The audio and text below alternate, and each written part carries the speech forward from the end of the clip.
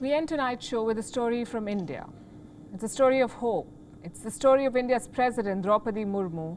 She's 64 years old. She's India's youngest and first tribal president.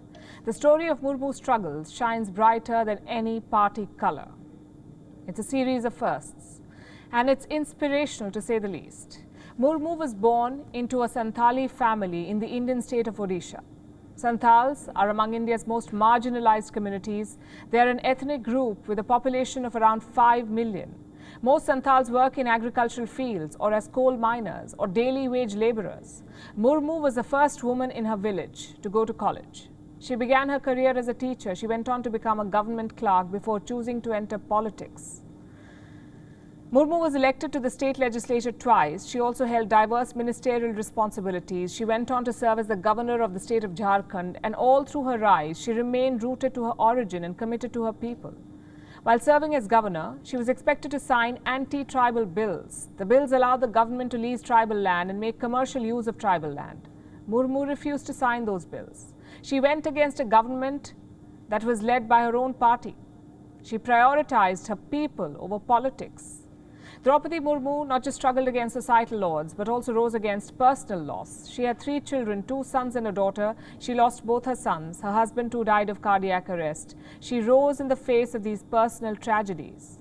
Today she's become India's first tribal president, India's first president to be born after independence.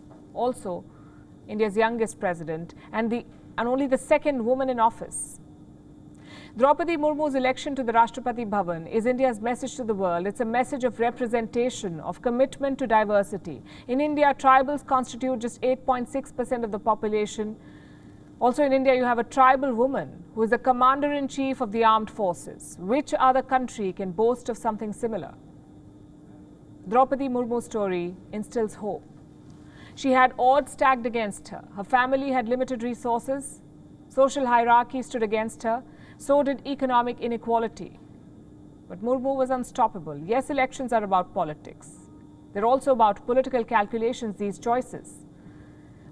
But all of it does not take away from what she contributed to her rise. Murmu's story teaches you to dream. Her struggles teach you to believe in yourself. Her rise is a message to every young girl out there, no matter which part of the world you're from, no matter what your mother tongue is, what your ethnicity is, you too can rise if you persist. Let Indian President Droupadi Murmu be our Monday motivation.